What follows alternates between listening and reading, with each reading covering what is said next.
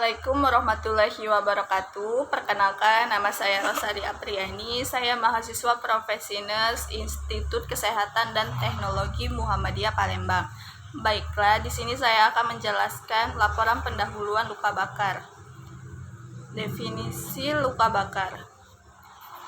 Luka bakar adalah suatu bentuk kerusakan atau kehilangan jaringan yang disebabkan adanya kontak dengan sumber panas seperti api, air panas, bahan kimia, listrik, dan radiasi. Kerusakan jaringan yang disebabkan api dan koloid, misalnya air panas lebih berat dibandingkan bubur panas. Ada 4 tujuan utama yang berhubungan dengan luka bakar. Yang pertama, pencegahan. Yang kedua, implementasi atau tindakan untuk menyelamatkan jiwa pasien yang luka bakar. Yang ketiga, pencegahan ketidakmampuan dan kecacatan melalui penanganan dini, spesialistik, serta individual. Yang keempat, pemulihan atau rehabilitasi pasien melalui pembedahan, rekonstruksi, dan program rehabilitasi. Etiologi kombusio atau luka bakar. Luka bakar dapat disebabkan oleh paparan api baik secara langsung maupun tidak langsung. Penyebab terjadinya luka bakar dibagi menjadi 4. Yang pertama, paparan api. Yang kedua, skills atau air panas. Yang ketiga, uap panas. Yang keempat, gas panas. Yang kelima, aliran listrik. Yang keenam, zat kimia atau asam atau basa. Yang ketujuh, radiasi. Yang kedelapan, sumber sinar matahari, terapi radiasi.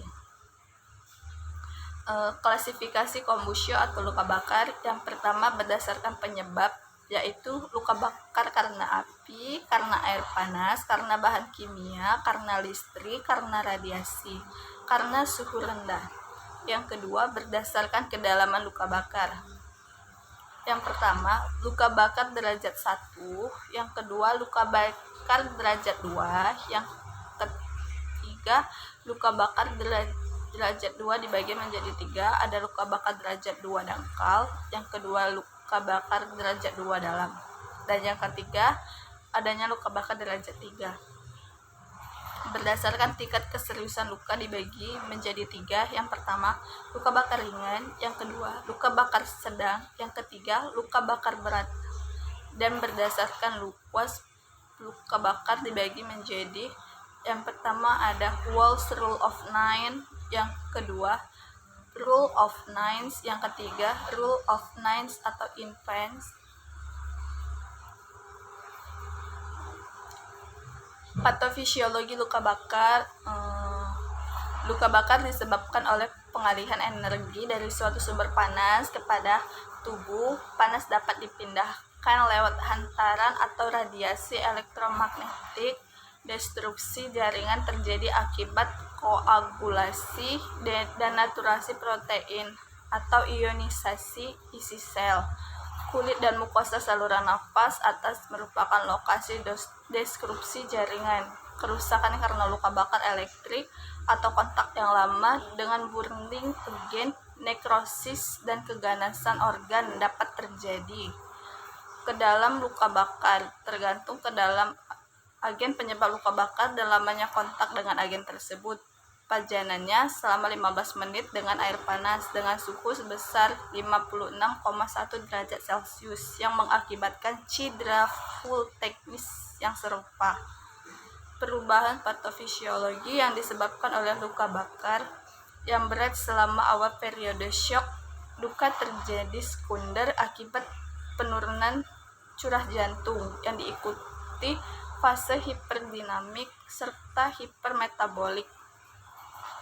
Umumnya, jumlah kebocoran cairan yang terjadi dalam luka bakar hingga 6-8 jam. Luka bakar yang mencapai puncaknya dengan terjadinya pemulihan kapiler. Shock luka bakar akan menghilang dan cairan kembali ke dalam kompartemen vaskuler. Volume darah akan meningkat karena edema, akan bertambah berat karena luka bakar yang terkena.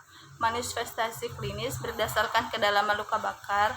Luka bakar dibagi menjadi luka bakar derajat 1, yaitu kerusakan terjadi pada lapisan epidermis, kulit kering, hipertermi berupa eritema, tidak dijumpai bule. Nyeri karena ujung-ujung saraf sensorik teriritasi. Yang kedua, luka bakar derajat 2. Kerusakan meliputi epidermis dan sebagian dermis berupa reaksi inflamasi disertai proses eksudasi, dijumpai bule, nyeri karena ujung-ujung saraf teriritasi. Yang ketiga, derajat luka bakar derajat 3. Kerusakan meliputi seluruh lapisan dermis dan lapisan yang lebih dalam. Organ-organ kulit seperti folikal rambut, kelenjar keringat, kelenjar serbacea mengalami kerusakan dan tidak dijumpai bule. Berdasarkan tingkat keseriusan luka, yang pertama ada luka bakar dengan luas lebih dari 25% pada orang dewasa dan lebih dari 20% pada anak-anak. Luka bakar full thickness lebih dari 20%, terdapat luka bakar pada tangan, muka, mata, telinga, kaki, dan perineum. Luka bakar moderat, luka bakar dengan luas 15-20% pada orang dewasa dan 10-15% pada anak-anak. Luka bakar full thickness kurang dari 10%.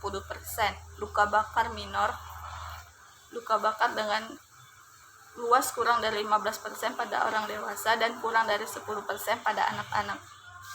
Luka bakar full thickness kurang dari 2%. Pemeriksaan penunjang. Yang pertama, laboratorium HB, HT, leukosit, trombosit, gula darah, elektrolit, kreatinin, ureum, protein, hapusan luka, urin lengkap, AGD bila diperlukan. Yang kedua, ronsen, fototoraks, dan lain-lain. Yang ketiga, pemeriksaan EKG, dan yang keempat, CVV. Untuk mengetahui tekanan vena sentral diperlukan pada luka bakar lebih dari 30% dewasa dan lebih dari 20% pada anak-anak. Penata laksanaan luka bakar. Penata laksanaan medis pada penderita luka bakar. Yang pertama, mematikan sumber api. Yang kedua, upaya pertama saat terbakar pada seluruh tubuh, menutup bagian yang terbakar, berguling, atau menjatuhkan diri ke air. Yang ketiga, merendam atau mengaliri luka dengan air. Yang keempat, setelah sumber panas hilang, yaitu dengan cara merendam luka bakar dengan air atau menyiram dengan air mengalir kurang lebih 15 menit.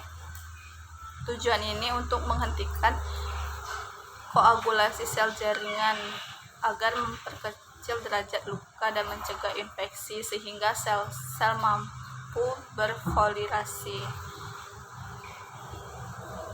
Komplikasi luka bakar. Yang pertama, gagal jantung, kongestif dan edema pulmonal. Yang kedua, sindrom kompartemen.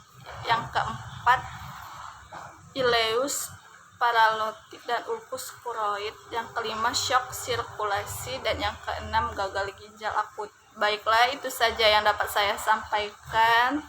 Kurang dan lebihnya saya mohon maaf. Semoga bermanfaat. Saya akhiri, wabillahi taufiq wal hidayah. Wassalamualaikum warahmatullahi wabarakatuh.